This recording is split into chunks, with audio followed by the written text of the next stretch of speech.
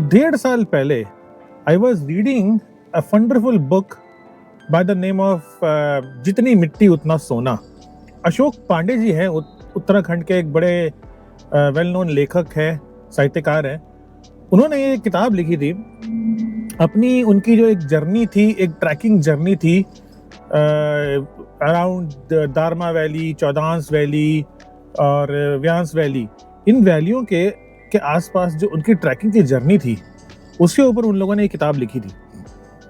और इतनी शानदार किताब है, इतनी क्लियर नेचुरल जर्नी उन्होंने अपनी दिखाई थी। तो 2 साल पहले मेरा मन किया कि मैं इन वैलियों को और आदि कैलाश के दर्शन के लिए जाऊंगा जरूर। लेकिन फिर क्योंकि मेरी आदत है कि जिस जगह को मैं देखना चाहता हूँ, मैं उसको अच्छी तरह से समझता हूँ पहले। तो ये किताब मेरे लिए एक तरह से एक आइस ब्रेकर थी इन वैलियों की। पर लास्ट 2 साल से मौका नहीं लग रहा था मेरा आने का, कि कभी ना कभी कुछ ना कुछ होता जा रहा था।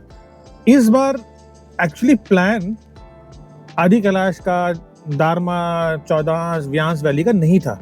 प्लान था मेघालय का, लेकिन फॉर सम रीजन उसको मुझे पोस्टपोन करना पड़ा, because I have to be back at home by 9th और 10th, और मेघालय के लिए मुझे कम से कम 15 दिन चाहिए। तो आज तारीख क्या है भाई? आज है तारीख 2 अक्टूबर। बहुत सारे अच्छे दिन है आज। महात्मा गांधी की जयंती है, आज दशहरा भी है। तो आज सुबह निकला रफली 5 बजे मैं मानेसर से, पर अभी मैं समवेयर नियर रुद्रपुर हूँ। रुद्रपुर शायद यहाँ से 15-20 किलोमीटर होगा। और आज का वैसे तो मेरा टारगेट है पिथौरागढ़, बट जिस तरह की मेरी प्रोग्रेस है, मुझे ऐसा लगता है कि शायद मैं पिथौरागढ़ से भी आगे निकल जाऊं कहीं। और आई डोंट नो, मतलब somebody was saying अगर आप कंफर्टेबल तो 6-7 बजे तक तो आप गुंजी भी पहुंच सकते हो।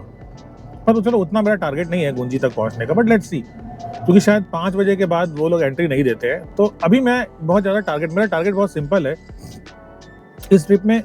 एक तो महादेव के दर्शन, डेफिनेटली प्रायोरिटी नंबर 1, और दूसरा capturing the sounds of mountains under the shadow of और under the blessing of Mahadev.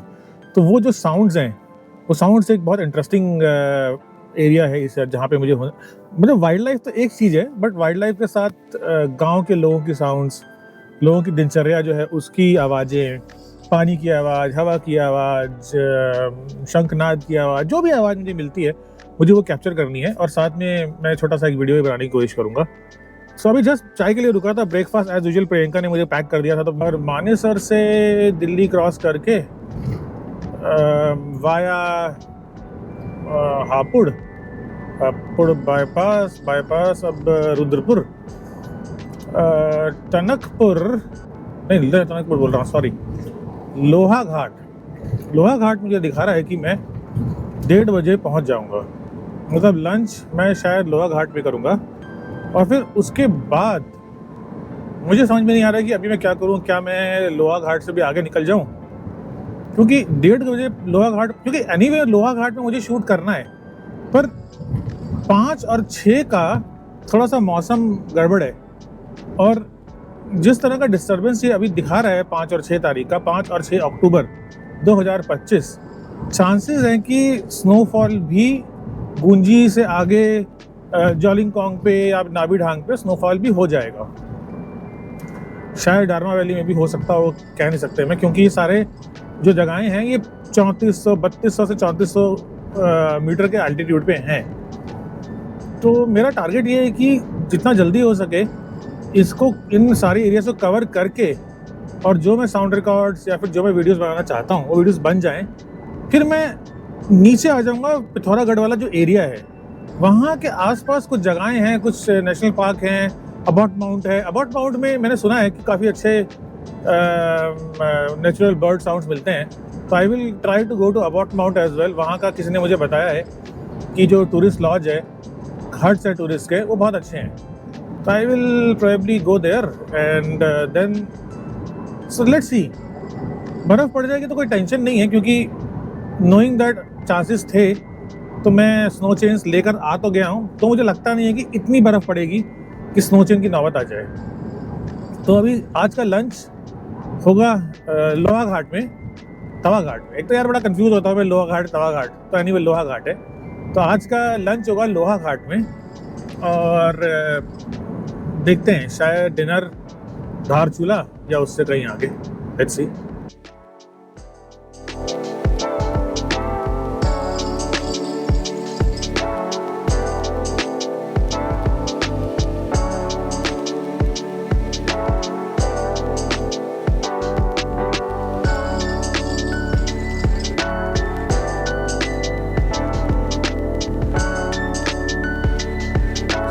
Just crossed Tanakpur. Tanakpur तक तो प्लेन है, और जैसे ही आप टनकपुर में क्रॉस कर, टनकपुर में मैंने अपना फ्यूल भी फिल करवाया। वहाँ पे इंडियन ऑयल और भारत पेट्रोल के 2 मुझे पेट्रोल पंप दिखे। और जैसे ही आप टनकपुर से आगे निकलते हैं तो फिर आपकी ना इंक्लाइन स्टार्ट हो जाता है। तो अभी तक जब तक मैं टनकपुर में था, I can see my altitude was 260 metre, and just within 5 minutes and 10 minutes of drive I am at 320 meters. So yeah, I guess now I have started climbing. और वेदर भी काफी अच्छा हो गया। अभी बारिश हुई है, बारिश हो रही है, रिम झिम बारिश हो रही है। सो लोहा घाट यहाँ से मुझे दिखा रहा है अभी 81।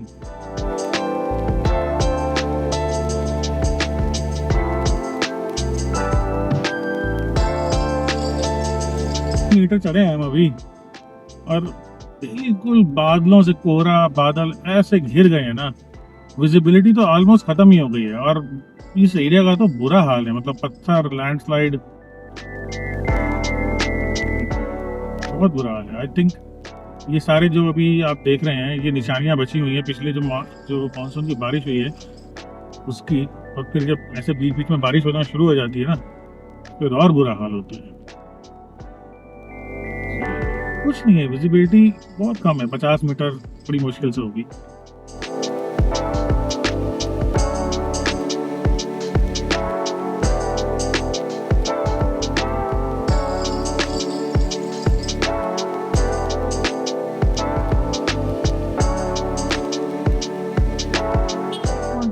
Mic testing. So I've crossed Pithoragarh and now my next destination is Ascot. क्योंकि बीच में जो मुझे लैंडस्लाइड मिला उससे मेरे 2 घंटे बर्बाद हुए, तो धारचूला का जो टारगेट जो है वो तो मेरे को लगता है टू मच स्ट्रेस हो जाएगा। मेरा टारगेट है कि 7 बजे तक मैं ड्राइव करूंगा, तो 7 बजे तक ड्राइव करके जो मेरे को टारगेट मिल रहा है वो मिल रहा है अस्कोट। अस्कोट में ही बैठेंगे, फिर देखते हैं। फ्रॉम अस्कोट कल रात को इतना लेट हुआ, लेट होते 7 बजे अस्कोट पहुंचा, और वहां से धारचूला भी फर्दर 2 घंटा दूर था। तो मैंने डिसाइड किया कि भैया और नहीं चला रहा मैं, तो 7 बजे मेरा एक कट ऑफ होता है। 7 भी ज़्यादा हो गया, आजकल मैं 6 बजे अपना कट ऑफ कर देता हूँ कि बस इनफ। तो देन अस्कोट पहुंचा। अस्कोट में ऐसा कोई होटल बहुत ज़्यादा है नहीं है, होम स्टे है। तो फॉर्चुनेटली एक होम स्टे मिला, बहुत ही बेसिक बेयर मिनिमम, रात को सोने लायक, 600 रुपये का। ठीक है, मतलब थोड़ा अच्छा होता तो ठीक था, धारचूला में शायद मिल भी सकता था, बट ठीक है, आई एम फाइन। तो अब मैं निकल पड़ा हूँ गुंजी के लिए, सीधा निकलूंगा गुंजी, धारचूला नहीं जाऊंगा। धारचूला वापसी में देखूंगा अगर जाना होगा तो। और वेदर बड़ा अभी क्लाउडी है, एकदम बादल है, चारों तरफ बादल ही बादल है। मुझे रुक के ना यहाँ पे टाइम लैप्स बनाने तो हैं, पर मैं सोच रहा हूँ कि एक बार को अंदर जो सेक्शन है आदि कैलाश और ओम पर्वत वाला, वो करके फिर इस बेल्ट में आके बैठूंगा आराम से। तो लेट्स सी, निकल पड़ा हूँ मैं अभी। कल पेट्रोल मैंने ले तो लिया था, फिर भी अभी जो जॉल जीबी के आगे वाला जो धारचूला वाला पेट्रोल पंप है, उसमें मैं थोड़ा सा पेट्रोल फिर भी भरवा लूँगा, पैक कर लूँगा। और मेरे पास 15-16 लीटर मैंने जैरिकन में भी डलवा लिया है, तो I think I should be fine for all the ups and downs that I will do inside.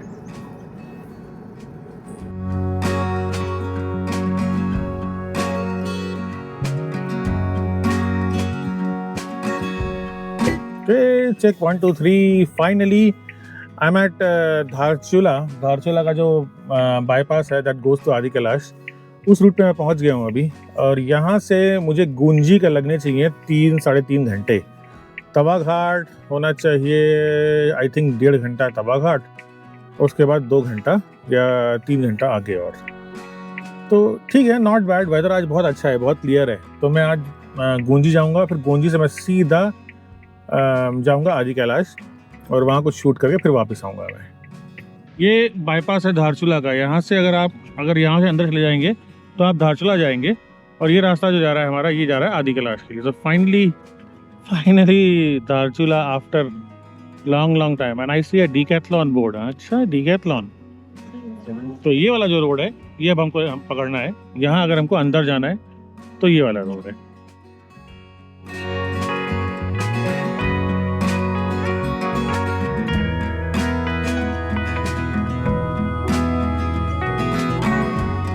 Dharchula से तवा घाट की जो ड्राइव है बहुत डिसेंट है। मतलब जो मैंने सुना था, लोग बोलते थे कि यार रोड बहुत ख़राब है, it's in very bad shape. For me I think it was absolutely fantastic. 2-3 जगह थी जहाँ पे कि थोड़े बहुत छोटे मोटे लैंडस्लाइड से, but I think not something that could worry any of the car और any of the driver if you know a little bit of mountain driving. तो for me it was okay. I completed all my 1-2 जगह पे जहाँ check post पे मुझे entry करनी थी वो करी, बट ठीक था। बढ़िया रोड थी। 2-3 वाटरफॉल भी थे, क्योंकि वाटरफॉल अपने पीक पे थे, बिल्कुल एकदम बढ़िया। और जो नदी थी वो साथ साथ चल रही थी। वो नदी के उस साइड वाज नेपाल एंड यहाँ पे India. So it was all good drive.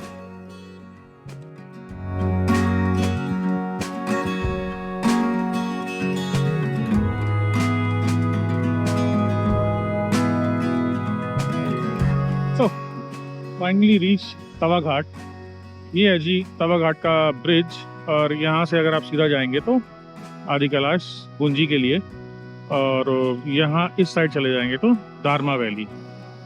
My plan है आज और कल रुकूंगा मैं गुंजी में। मैंने ऑलरेडी होम स्टे बुक कर दिया है मेन गुंजी में जो है।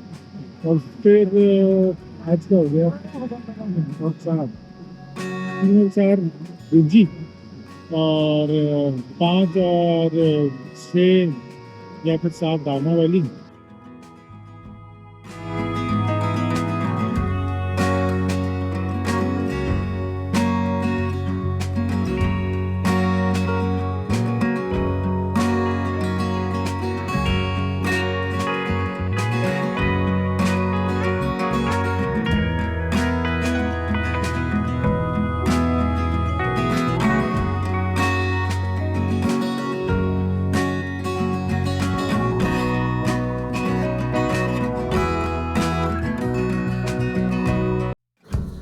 ओके जी, 3 अक्टूबर 2025। जस्ट थोड़ी देर पहले मैंने छियालिक चेक पोस्ट क्रॉस किया है। छियालिक चेक पोस्ट जो है वो बुद्धि विलेज और गुंजी विलेज के बीच में आता है। और बुद्धि विलेज से छियालिक चेक पोस्ट आने में जो चैलेंज है भाई साहब, मज़ेदार है, बहुत मज़ेदार है। बुद्धि में मेरा एल्टीट्यूड था 1400 के आसपास। छियालिक में 1400 मतलब 1400 मीटर्स, एंड छियालिक में मेरा एल्टीट्यूड है 3300 मीटर्स। तो मतलब सोचो आप, ऑलमोस्ट डबल का गेन है विद इन 6-7 किलोमीटर्स। ये हाल है बॉस।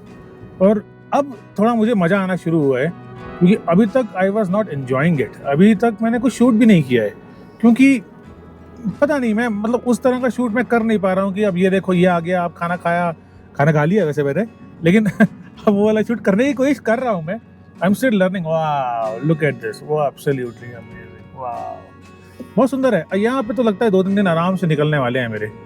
आई एम रिग्रेटिंग कि मैंने और फ्यूल नहीं लिया, मुझे और फ्यूल लेना चाहिए था। अब मुझे ब्लैक में फ्यूल लेना पड़ेगा। तो अब यहाँ से गुंजी जहाँ मेरा होम स्टे है वो होगा कोई तकरीबन 10 या 14 किलोमीटर के आसपास।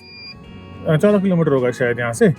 और फिर उसके बाद गुंजी में बस एक बार मैं अपना होम स्टे देख दाख के फिर मैं क्या करूँगा, फिर मैं चला जाऊँगा आदि कैलाश दर्शन के लिए, और वहाँ आराम से मैं टाइम बिताऊँगा। शाम को सनसेट के बाद ही वापस आऊँगा, उससे पहले नहीं आने वाला मैं।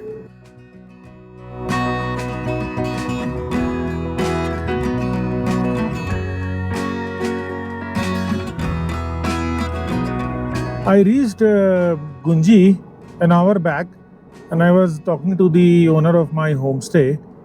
I had a cup of tea and we had some lovely discussion. अभी क्या है कि मैं सोच रहा हूँ कि मैं आदि कैलाश जाके आता हूँ. आदि कैलाश वैसे मेरे को सनसेट के टाइम पे जाना था, पर ठीक है, मैं रास्ते में कहीं कुछ शूट करता रहूँगा और आई विल रीच. अभी कितने बजे हैं? 1 बजे. 2-3 बजे तक पहुँच जाऊँगा वहाँ पे. Then let's see. यहाँ पे मुझे रिवर बहुत सारी वो दिख रही हैं, मुझे रिवर क्रॉसिंग्स दिख रही हैं, रिवर पॉइंट्स दिख रहे हैं. और तो मैं सोच रहा हूँ कि मैं वहाँ पे कुछ साउंड रिकॉर्ड करूँगा. आई डोंट नो कितना साउंड आएगा, बिकॉज वाइट नॉइज़ बहुत ज़्यादा आता है इस तरह के रिवर के साउंड्स में. But I will still try. कुछ कुछ मुझे और चीज़ें दिखी हैं, मैं वो भी ट्राई करूँगा.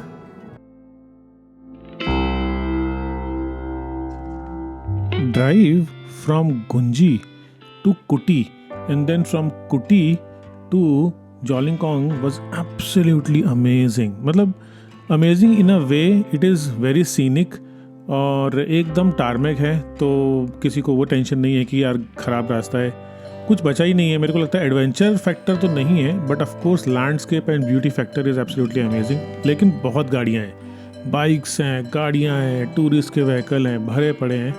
एंड जॉलिंगकॉन्ग की पार्किंग में मेरे को लगता है कि लगभग 40 से 50 गाड़ियाँ उस टाइम पे खड़ी थी, कंसिडरिंग कि मैं ऑलरेडी उस समय पे एक ऑफ सीज़न के टाइम पे था. उस टाइम पे 40. So I can not even imagine कि सीज़न के टाइम पे क्या वहाँ पे भीड़ होती होगी, मुझे समझ में नहीं आ रहा है. एनीवे, तो I reached Jollingkong very quickly.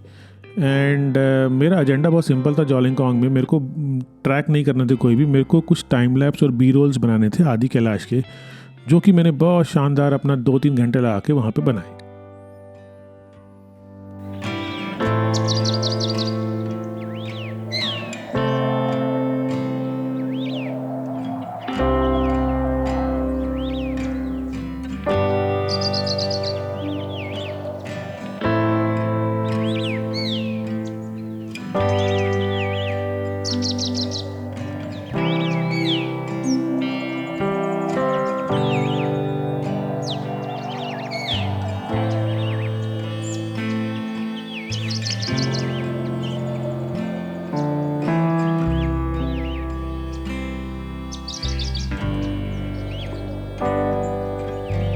तो I completed my day 1 in Vyas valley.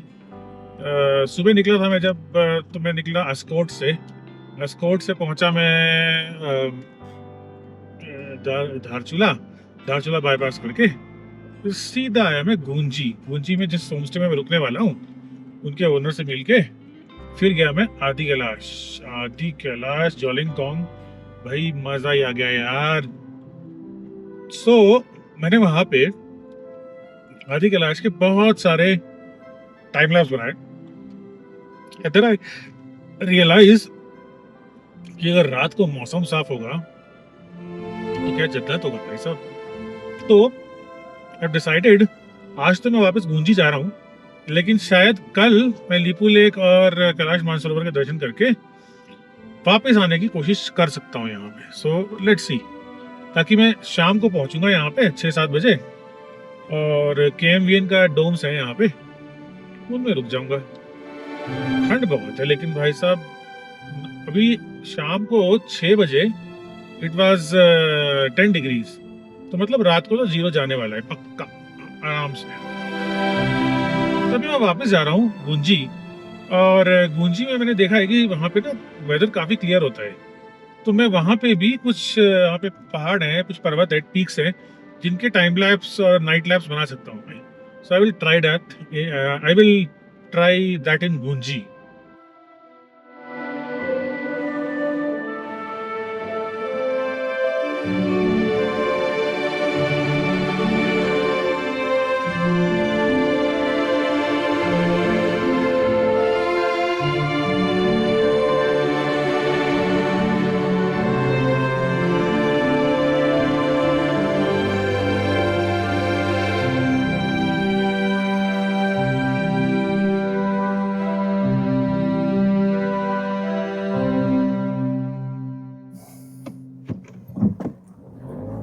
So good morning from somewhere near Gunji. अभी बजे हैं सुबह के 6, 5:30 बजे के आसपास मैं निकल गया था लिपू लेक के लिए।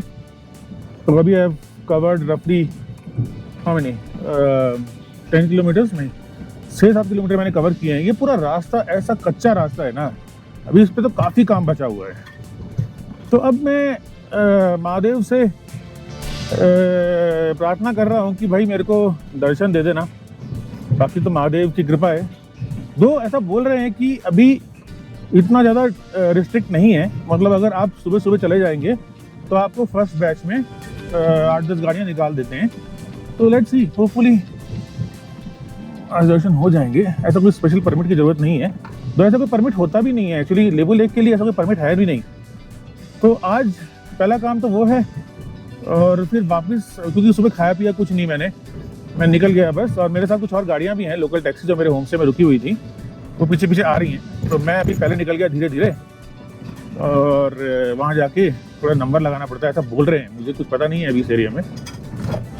पर what a lovely morning, what a lovely morning.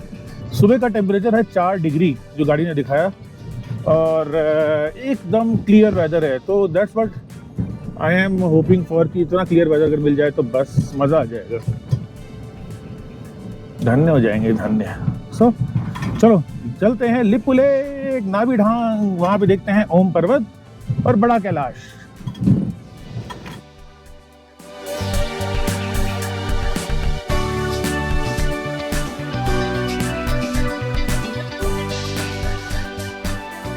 Gunji से काला पानी तक का रास्ता तो काफ़ी डिसेंट है, मतलब शायद छोटी गाड़ियों के लिए या फिर उन गाड़ियों के लिए जिनकी ग्राउंड क्लियरेंस कम है, उनको डेफिनेटली दिक्कत आएगी, but you don't need 4x4। अब काला पानी का जो चेक पोस्ट है, उस चेक पोस्ट के बाद जो रास्ता है वो डेफिनेटली बहुत ख़राब है, और लो ग्राउंड क्लियरेंस गाड़ियों को बहुत दिक्कत आने वाली है। मेरे आगे एक क्रेटा थी जो इतनी लगी, finally they requested me to carry one of their passenger from Nabhidhang onwards to Lipu lake.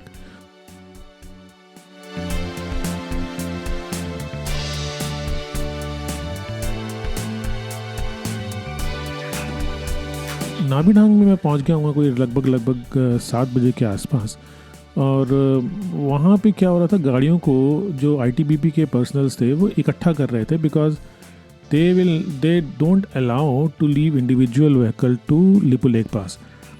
तो मेरे को लगता है हम लोगों ने शायद 40-45 मिनट वेट किया होगा, और जब 15-20 गाड़ियाँ इकट्ठी हो गई, तब वहाँ के जो सीईओ थे, उन्होंने, कमांडिंग ऑफिसर थे, उन्होंने सबको बुला के एक ब्रीफिंग दी।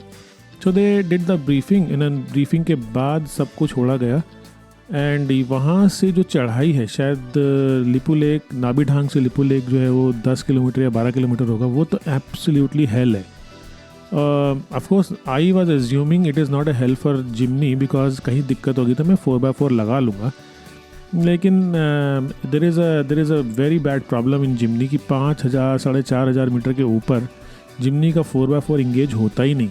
और उसके बाद जो ऊपर लास्ट 200 मीटर की चढ़ाई थी, वो तो डेफिनेटली, मतलब शायद एक फिट बंदे के लिए इतनी दिक्कत ना हो, लेकिन मेरे लिए being a little unfit person I think was little difficult. But the good thing is कि I was prepared, so I was carrying small oxygen cylinders. तो एक पानी की बॉटल, एक camera with the wide angle, एक camera with the tele lens, एक trekking pole और एक पानी की बॉटल, इतना सामान लेके मैं धीरे धीरे करके आधे घंटे के अंदर, शायद आधा घंटा लगा होगा या 40 मिनट लगे होंगे, लेकिन मैं धीरे धीरे बेबी स्टेप्स लेके आराम से ऊपर पहुंच गया।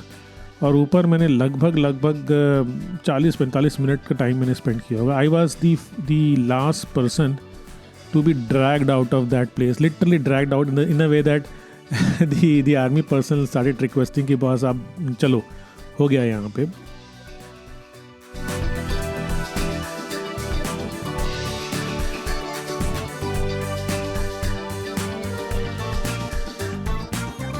जनरली यहाँ पे क्लाउड रहता है तो बहुत डिफिकल्ट होता है दर्शन होना, पर फॉर्चुनेटली आज दर्शन हुए।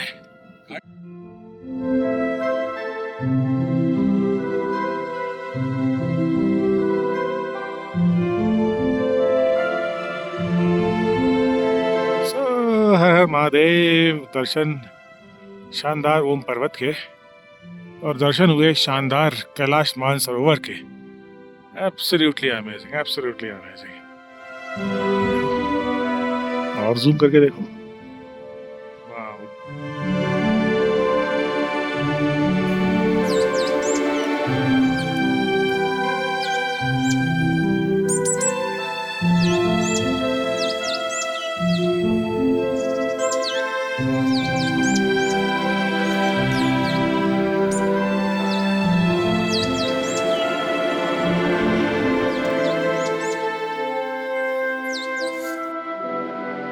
काली माता मंदिर,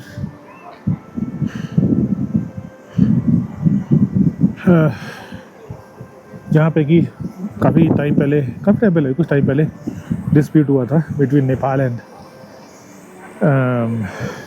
India, and this is the source of Kali नदी, जो कि आगे जाके शारदा बन जाती है, लेकिन यहाँ पे इसको काली नदी बोलते हैं।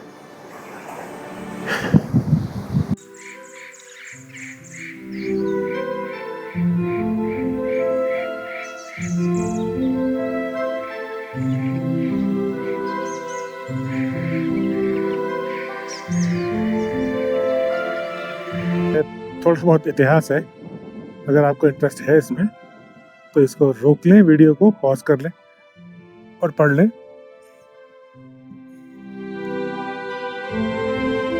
तो यहाँ से अगर आप इस एरिया में कहीं दिखेगा, मुझे पता नहीं, इतना वाइड एंगल है, ये है जी वेद व्यास जी की गुफा, जहाँ पे वेद व्यास जी ने की थी तपस्या।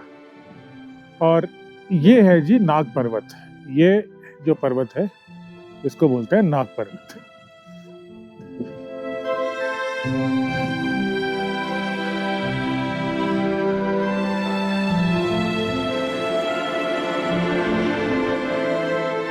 मैं फिर अपना ये पूरा लिपु लेक की ड्राइव करके आराम से, मेरे को लगता है कि 2-2:30 बजे के आसपास मैं गुंजी पहुंच गया। गुंजी में फिर मैंने गुंजी के आसपास कुछ टाइम लैप्स बनाए। साउंड रिकॉर्डिंग तो एब्सोल्युटली इम्पॉसिबल था, इतना ट्रैफिक था, तो ambient sound recording, field recording was absolute no was very frustrating.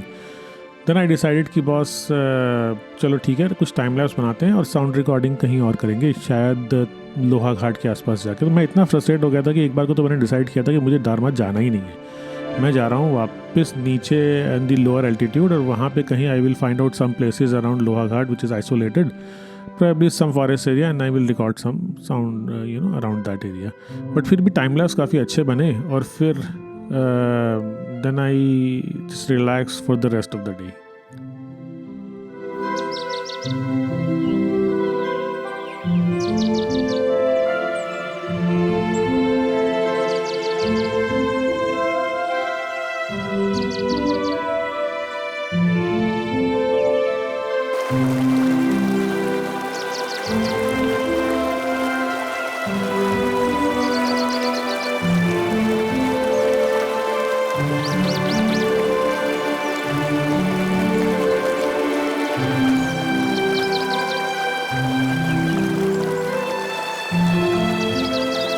So a lot has happened in last 2 days. I reached Gunji, and then Gunji से मैं सीधा गया पहले आदि कैलाश, और वहाँ पे मैंने शानदार दर्शन किए, बहुत सारे टाइम लैप्स बनाए, और टाइम लैप्स बना के फिर मैं वापस होम स्टे में आ गया परसों। और I was trying to find some places to record. अभी मैं आपको डिसअपॉइंटमेंट बताता हूँ, पहले मैं आपको बताता हूँ मेरी डिलाइट क्या थे। उसके बाद कल गया मैं ओम पर्वत, और ओम पर्वत से महादेव की कृपा से हमको परमिशन मिली ऊपर लिपु लेक पास जाने की, और लिपु लेक पास में हम पहुंचे। जिमनी ने थोड़ी दिक्कत इन अ वे, मैं 4x4 पे रिलाई कर रहा था, लेकिन मेरे को पता था कि 5500-5200 5000 के ऊपर जो है वो जिमनी थोड़ा दिक्कत दे सकती है, स्पेशली इंगेजिंग दी 4H और mostly engaging the 4L। I was hopeful कि 4H तो इंगेज करेगा ही करेगा, बट हुआ ये कि 4H भी इंगेज नहीं किया, तो मैं थोड़ा डिसअपॉइंट हो गया। एनीवेज, जिमनी बीइंग जिमनी, बिना 4H 4L के भी थोड़ा मोमेंटम बना के निकाल के मैं सीधा लिपु लेक पास ले गया, और लिपु लेक पास से फिर मतलब लिपु लेक जहाँ पे गाड़ियाँ पार्क करते हैं, और उसके बाद जब ऊपर जाते हैं पास पे जहाँ से महादेव के दर्शन होते हैं कैलाश मानसरोवर के, वहाँ तक 250 मीटर का ट्रैक जो था वो मेरे लिए टफ का था, क्योंकि मेरी फिटनेस वैसे ही बहुत अच्छी नहीं है, और that altitude is like 5400-5500 metre के आसपास होगा। It's a pretty steep altitude, मतलब इट्स अ सीरियस एल्टीट्यूड। तो वो किया, उसके बाद वापस आया 12 बजे के, सुबह 4 बजे निकल गया था, 4:30 बजे मैं अपने होम स्टे से। और हो क्या रहा था कि वहाँ पे 2 बैच बनाते हैं, तो जैसे ही आप नाभी ढांग पहुंचोगे तो 15-20 गाड़ियों का एक बैच बनाएंगे, तभी निकालेंगे। तो मैं पहुंच गया शुरू में ही, ताकि मैं I should not miss out, उस चक्कर में पहुंचा मैं। फिर मैंने वापस आया 12 बजे and I try to find some spots for field sound recordings. Unfortunately I realised कि भैया इस एरिया में आप फील्ड रिकॉर्डिंग कर ही नहीं सकते हो, ये एक टूरिस्ट एरिया है, इतनी गाड़ियां, इतनी बाइक्स, और ऑफ रूट्स कुछ ज्यादा है नहीं यहाँ पे, स्टैंडर्ड रूट ही है। तो मैं आई वॉज क्वाइट डिसअपॉइंटेड। दो ऑनेस्टली आज है 6 है ना शायद, आज 5, तो आज है 5 अक्टूबर। आज सुबह सुबह उठ के मैंने फिर भी एक चांस लिया, मैं 6 बजे उठा। 6 बजे उठ के मैंने कहा चलो देखते हैं। I recorded some very nice sound bird chirpings. वो करके देन आई डिसाइडेड कि ना भाई मैं अब दारमा नहीं जा रहा हूँ, क्योंकि अगर दारमा में भी इतनी भीड़ होगी, इतने सारे बाइक्स होंगे, तो मेरा पर्पस यहाँ पे मतलब विजिट करना नहीं है इस ट्रिप का। मेरा पर्पस था कि मैं कुछ साउंड रिकॉर्ड्स कर सकूं, नेचर की और एंथ्रोपोलॉजिकल, वो नहीं मिल रही हैं। गाड़ियों की पै पै बा बा इतनी भीड़, भाई मैं तो पागल हो गया मैं तो। एनीवे, मैं अभी तवा घाट पे खड़ा हूँ, और तवा घाट पे मैं ऑलमोस्ट श्योर था कि मैं दारमा नहीं जा रहा हूँ, मैं जा रहा हूँ सीधा धारचूला, और धारचूला से जाऊंगा मैं अस्कोट वाइल्ड लाइफ सेंचुरी। पर फिर मैंने क्या डिसाइड किया कि इतनी दूर अगर आ गए हैं, तो जो मैं 2 या 3 नाइट दारमा में निकालने वाला था, अब मैं वो एक ही नाइट निकालूंगा। लेकिन मैं जाता जरूर हूँ, क्योंकि इतना दूर आया हूँ, मुझे नहीं पता दोबारा कब आऊंगा मैं यहाँ पे।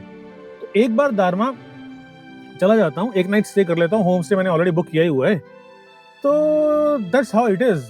मतलब from the sound recording perspective it's very disappointing, not the place for sound recording, some good place for landscape photography, and absolutely wonderful religious place for to you see the Mahadev. So that's it. ये मेरा summary अभी तक का है। अब मैं चला Darma valley. तो तवा घाट से मैंने राइट ले लिया है, और now I am heading to Dantu. अब वहाँ जाके डिसीजन लूँगा कि क्या मैं दांतू में सीरियसली अच्छा डिसीजन था कि नहीं।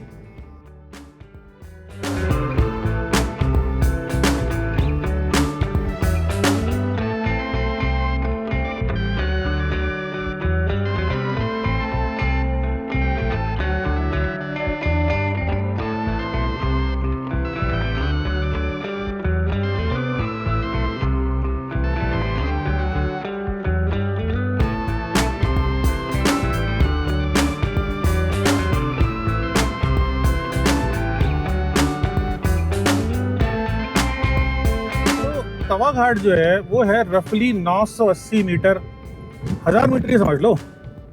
अब एल्टीट्यूड देखो कितना कितना यहाँ पे चेंज होता है। तवा घाट है 1000 मीटर, ठीक है। उसके बाद दांतू है 3200 मीटर, ठीक है। उसके बाद जोलिंगकांग है 4400 मीटर्स, और उसके बाद आपका लिपू लेक पास, जहाँ पे गाड़ियाँ आप पार्क करते हो, वो है 5300 या 5400 ऐसे कुछ होगा। मेरे पास रिकॉर्ड कर रखा है मैंने, तो आई विल सी, बट हाँ 5400 के आसपास है। और 200 मीटर जब आप और ऊपर जाते हो तो वो इतना वेरिएंस है ना यहाँ पे एल्टीट्यूड का कि भाई गजब ही मतलब लोकेशन है। हाँ मतलब जिसको बाइकिंग करनी है, जिसको एडवेंचर चाहिए ना, उसके लिए अभी बचा हुआ है यहाँ पे। लैंडस्केप फोटोग्राफी में भी आई वुड से मतलब नहीं है यहाँ पे इतनी, और फील्ड रिकॉर्डिंग और वॉइस रिकॉर्डिंग जीरो।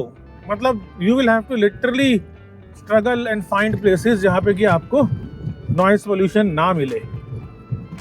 तो भाई ये है अभी तक की समरी।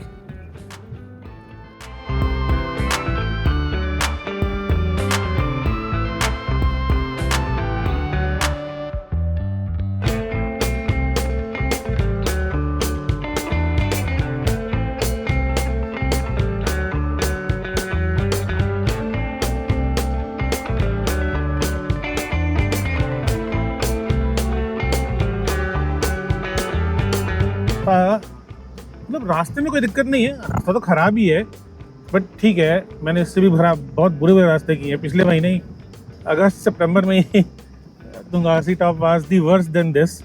पर मुझे ये लग रहा है कि बाई चांस अगर गलती से बारिश आ गई ना भाई साहब, फिर तो कलेश हो जाएगा।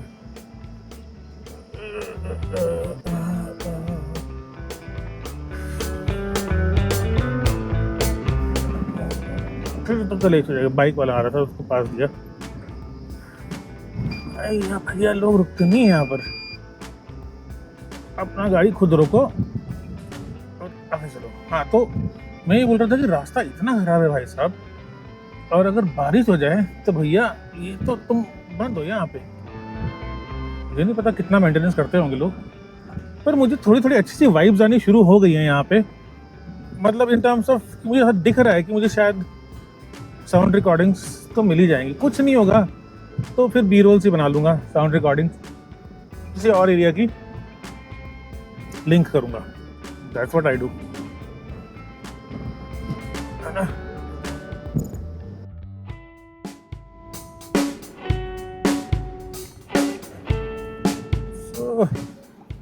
यहाँ से दारमा बचा है 16 किलोमीटर।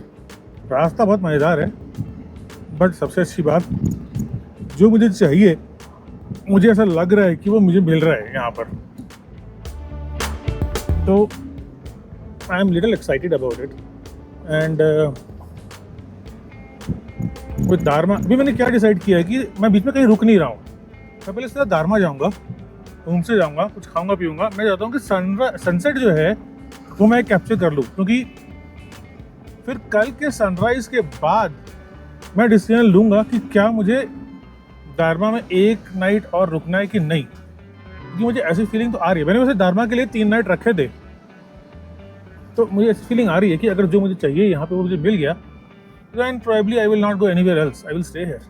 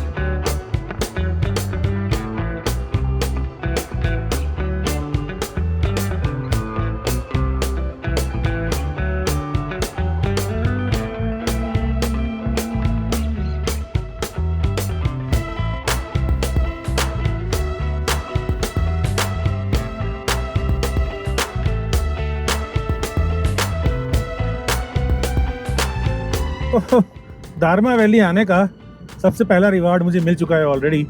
मुझे मोनाल दिखी और इतनी सुंदर, एकदम सीधा सड़क के बीच में। वाह, मज़ा आ गया। देखो आप, मैंने ज़्यादा वीडियो तो बनाया नहीं है, थोड़ा सा बनाया है, बट ब्यूटीफुल। और लोग जंगलों में जाते हैं इसको देखने के लिए, और मुझे सड़क पे दिख रही है। देखो हाँ, है ना मज़ेदार। बस पहुंचने वाला हूँ मैं दांतू, 5.5 किलोमीटर के आसपास और मेरा डिस्टेंस टू एम्प्टी है जी 22 किलोमीटर। तो फ्यूल एक बड़ी समस्या है। मैंने आई थिंक फ्यूल की प्लानिंग ढंग से नहीं करी, तो फ्यूल अब ब्लैक में लेना पड़ेगा। तो मैंने बोल दिया है दांतू में ऑलरेडी, क्योंकि मेरे को 15 लीटर के आसपास और चाहिए होगा, एक तो वापस जाने के लिए और दूसरा आसपास पूरा एक दिन भगाने के लिए। Let's see how does it works out. Dantu दिखना शुरू हो गया है। I think that is Dantu, if I am not wrong. और उसके on the opposite side is Duptu. तो दांतू दुप्तू। और एक समस्या और हो गई है भाई साहब, टायर हो गया पंचर, तो हवा भर भर के चला रहा हूँ। अब मैं दांतू में शायद क्या करूँगा कि मैं टायर स्टेपनी चेंज कर लूँगा। अभी पंचर लगाने की हिम्मत नहीं है, और धारचूला में कहीं जाऊँगा तो वहाँ पे मैं पंचर लगवा लूँगा। अभी फ़िलहाल स्टेप, अगर हमारा इमरजेंसी हुई तो फिर स्टेपनी में लगा लेंगे, देखी जाएगी। फिलहाल से अपनी यूज़ करेंगे।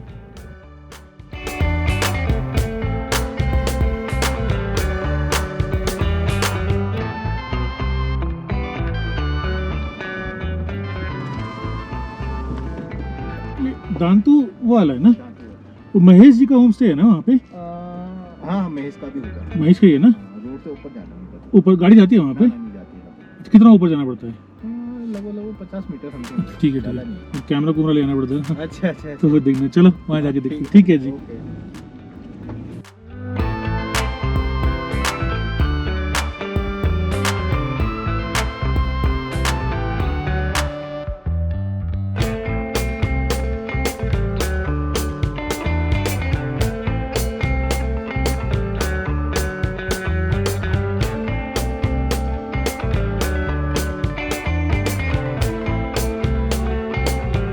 मैं दारमा पहुंचा बिल्कुल राइट टाइम पे, सनसेट से मेरे को लगता है आधा घंटा पहले मैं अपने दांतू विलेज में पहुंच गया। पार्किंग उनकी एक ठीक पार्किंग है, लेकिन जो मेरा होम स्टे था उससे पार्किंग का डिस्टेंस होगा कोई 100 मीटर का, 50-100 मीटर के आसपास का।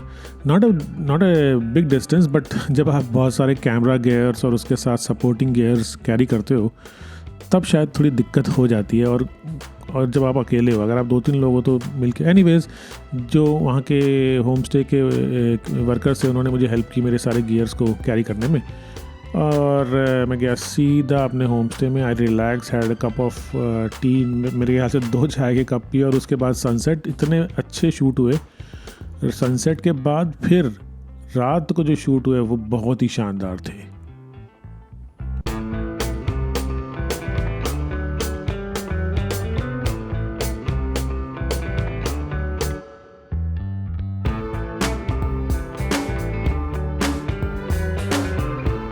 क्योंकि जो गुंजी से लेके दारमा वैली की ड्राइव थी वो इतनी टायरिंग नहीं थी। I was very very relaxed and fresh even after the dinner.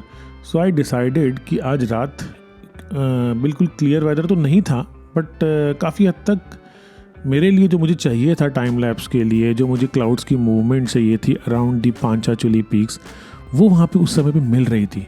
In fact for me an absolute clear weather is not ideal. I always look for a weather where there are some clouds and then some clear weathers and then there is a foreground and a background, and when you make time lapse you can show the movement, the motion. So if there is no cloud, there is nothing moving, yeah, probably stars and then the Milky Way, but nonetheless, yes, I was up in the night by 2 o'clock and I took some really wonderful time lapses. Of course क्योंकि full moon का time था तो milky वे तो मैं नहीं ले पाया, लेकिन हाँ, मुझे स्टार्स की मूवमेंट और क्लाउड की मूवमेंट और जो पांचाचुली पीक्स जो चमक रही थी पूरे फुल मून में, वो मुझे बहुत अच्छी मिली. और फिर आई स्लेप्ट बाय 2 o'clock क्योंकि मुझे 5:30-6 बजे के आसपास उठना था for the sunrise shoot.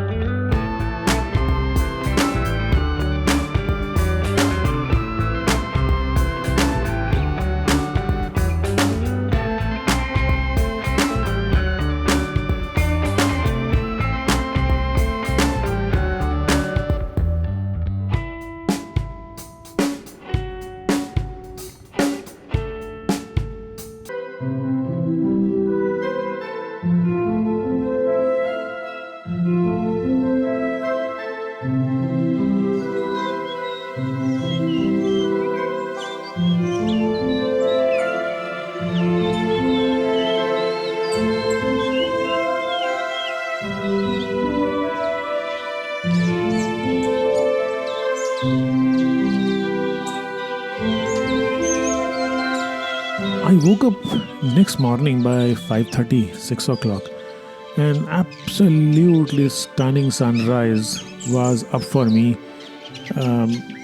Though, as I said in my last comment, that clouds were there, so it was not really a clear background. But I'm fine because what I was getting was exactly what I was looking for. A beautiful sunrise over the Panchachuli peaks with the peaks shining and then start growing and then at the same time the clouds are moving. तो वो जो scene था वो बहुत मज़ेदार था और मैं शायद बहुत लकी था क्योंकि अभी आगे आप जो बचा हुआ वीडियोस में देखेंगे कि उसके बाद अगले दो मॉर्निंग तक मुझे सनराइज़ मिला ही नहीं. तो this was just a lucky bonus for me कि भाई देख लो सनराइज़, इसके बाद दिखने वाला नहीं है, इसके बाद बर्फ़ दिखने वाली है. फिर बाकी पूरा दिन I just roamed around here and there. मुझे 3-4 स्पॉट दिखे जहाँ पे जाके मैंने कुछ टाइम लैप्स बनाए, कुछ लॉन्ग एक्सपोजर फोटोग्राफ्स लिए. फिर I went to walk not up to the zero point और जो बेस पॉइंट बोलते हैं पांचाचोली का, because I was not interested in that. But जो बेस कैंप का रास्ता है उसी से एक रास्ता कटता है जो कि आपको ऊपर लेक की तरफ लेके जाता है, which is a forest area. I went to that area and I got some lovely bird chirpings and some other bird sounds in that area जो मैंने 1-1.5 घंटा वहाँ पे स्पेंड किया. And unfortunately I forgot to carry the extra batteries. तो मेरी सारे recorder की बैटरीज ख़त्म हो गई 1 घंटे में. अगर बैटरीज होती तो शायद मैं 2-3 घंटे वहाँ पे और निकाल सकता था. But nonetheless I decide to come back to my home stay.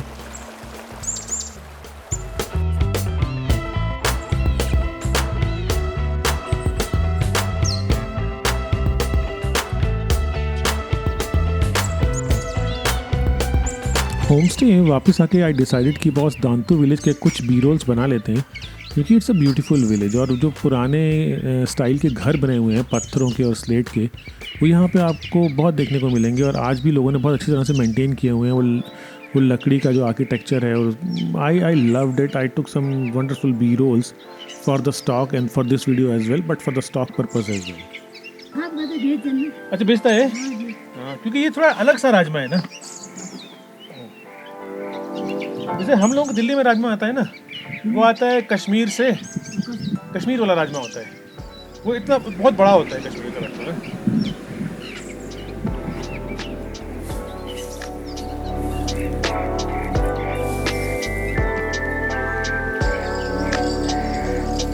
अब तो बस बर्फ पड़ने ही वाला है, आपको बस काम खत्म करना ही होगा ना.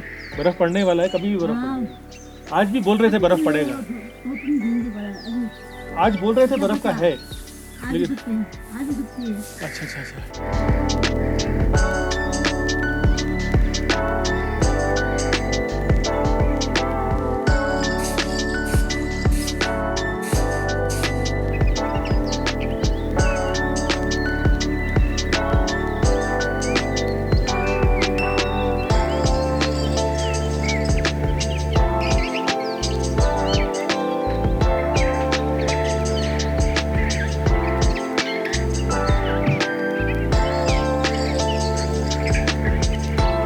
Then after having some food मैंने एक और विलेज है फिल्म करके. फिल्म विलेज जो है वो दांतू से another 6 kilometre ahead.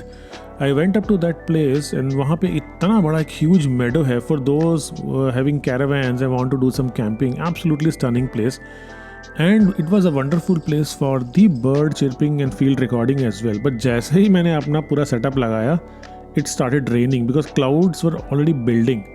It started raining. So I decided कि भैया निकलो यहाँ से फटाफट, क्योंकि अगर बाई चांस बीच में कहीं रास्ता बंद हो गया तो मेरे लिए यहाँ पे निकलने का कोई रास्ता था नहीं. तो मैंने अपना पूरा सेटअप रिकॉर्ड किया. मैं एक भी चिर्पिंग रिकॉर्ड नहीं करा, मैंने बस सिर्फ सेटअप ही किया था अपना पूरा. और उसके बाद बारिश शुरू हो गई तो मैंने अपना रैपअप किया सामान और मैं सीधा होम स्टे में गया. और होम स्टे में जाने के बाद तो फिर जो बारिश शुरू हुई वो नहीं रुकी.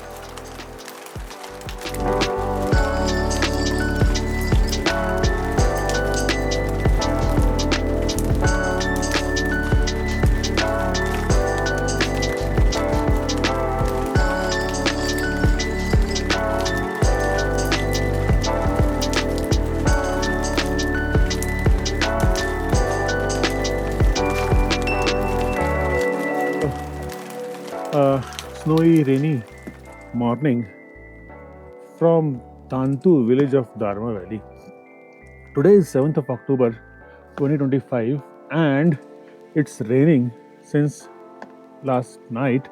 In fact, कल इवनिंग को 6 अक्टूबर 2025 से ही बारिश शुरू हो गई थी एंड आई वाज होपिंग, क्योंकि मुझे आज सुबह बर्ड्स की रिकॉर्डिंग करने के लिए जाना था, बट आज तो लग रहा है बहुत मुश्किल है ना। आई एम डबल माइंडेड, मुझे लग नहीं रहा कि मैं यहाँ पे और शायद कुछ शूट कर पाऊँगा। वैसे 6 और 7 का वेदर फोरकास्ट मेरे हिसाब से 5 और 6 था, बट फिलहाल लगता है 7 तारीख भी डिस्टर्बेंस के अंदर आ गई है। एंड रात की जो बारिश हुई है उससे स्नो जो है वो ऑलमोस्ट नीचे आ गई है।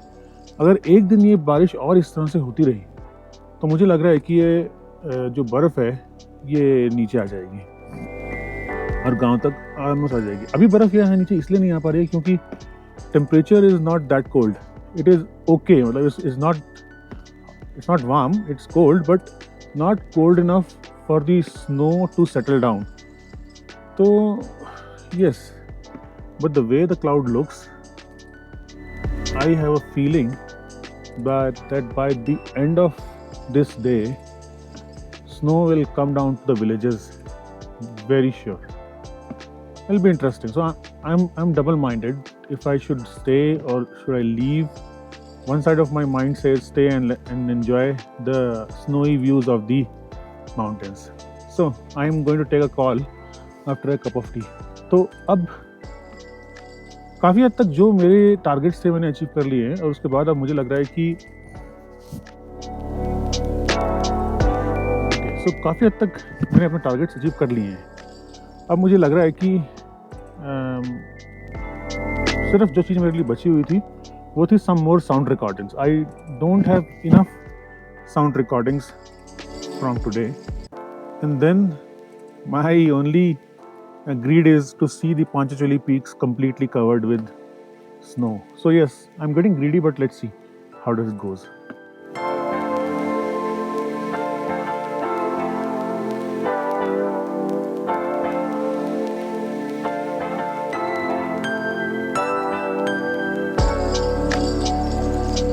So while the rain has stopped, I am hopeful by the end of the day यहाँ पे नीचे दांतू में एटलीस्ट दांतू तक तो स्नोफॉल, दांतू या बॉन गांव तक स्नोफॉल हो जाएगा। So if you see once again I am at Dantu village, that village you see is Filam, that is the village called Baun, that village is Dugtu and that is Son village. There are few more villages that's not visible from this particular place, but there are 3 more villages in this Darma valley.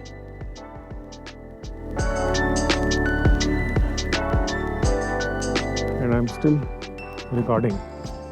Rain हल्का हल्का है अभी, मेरे पास एक ही rain gear था तो दूसरे कैमरे में लगा दिया मैंने पॉली बैग, हमारा एकदम standard way of covering this.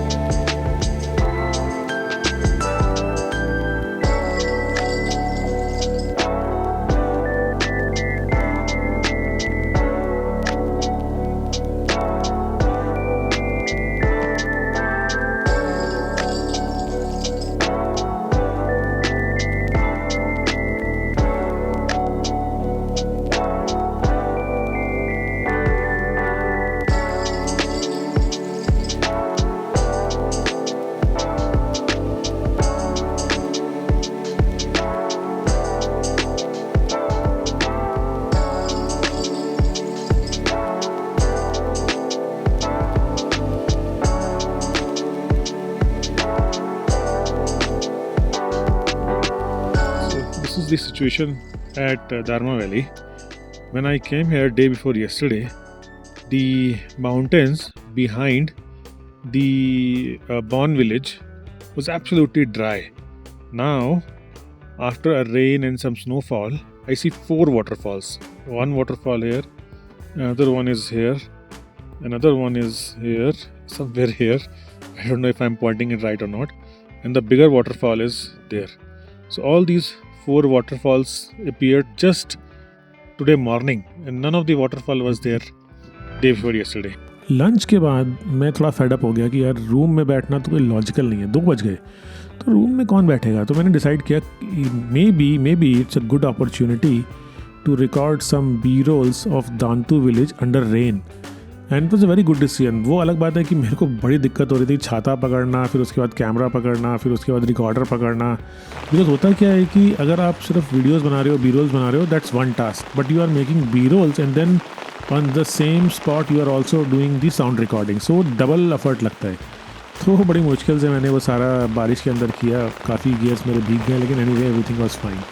But the views under the rain were absolutely amazing, बहुत सुंदर व्यूज़ थे।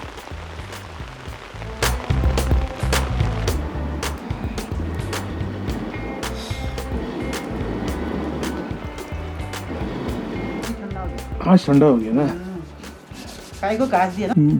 बाय इवनिंग आई थिंक 5-6 बजे के आसपास इतना हैवी स्नोफॉल शुरू हुआ। मेरे को लगता है कि दारमा वैली का वो शायद 6 तारीख या 7 तारीख थी, 7 अक्टूबर 2025 में दारमा वैली का वो पहला सबसे हैवी स्नोफॉल था उस सीज़न का। एंड क्योंकि और कुछ गेस्ट भी थे, वो काफ़ी एक्साइटेड थे। Everybody was very happy to see the snowfall while they miss the sunrise and sunset. This was a bonus for them. And yes, then it continued snowing till roughly 8 o'clock and शाम को जाके 9-10 बजे शायद थोड़ा कुछ clear हुआ होगा। Okay, the whole scenario has completely changed this evening. So today is 7th of October 2025. Till yesterday afternoon it was hot like hell. मतलब I was not able to survive the heat. And अभी देखो, कल रात से बारिश हो रही है और अचानक से बारिश के बाद ये हाल है कि स्नोफॉल हो गई है और पूरी दारमा वैली जो है वो वाइट हो गई है, एकदम वाइट हो गई है। Look at this. पांचाचूली तो बिल्कुल दिखने का कोई चांस नहीं है, but I guess I am lucky कि हम लोगों को पांचाचूली दिख गया। तो जो आज गेस्ट आए उनके लिए थोड़ा डिसअपॉइंटिंग है, but they are very happy with the snowfall. And जो अभी हालात है, मुझे ऐसा लग रहा है कि जो स्नोफॉल है भाई वो टिकने वाला है, खतरनाक टिकने वाला है।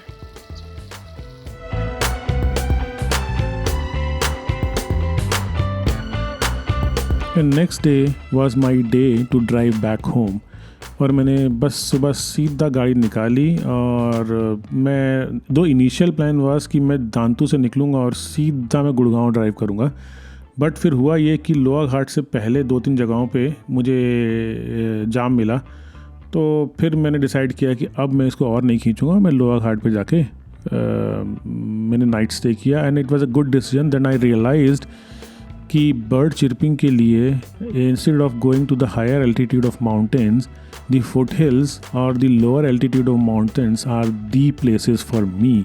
And I even recorded the day I was planning to drive back to Gurgaon on the early morning. I recorded some lovely bird chirping, some whistling, blue whistling thrush, and some other, thrushes. Was absolutely amazing. So next time when I'm coming to this side, I'm going to stay at Lower Ghat and nearby area for a week and record some bird chirpings.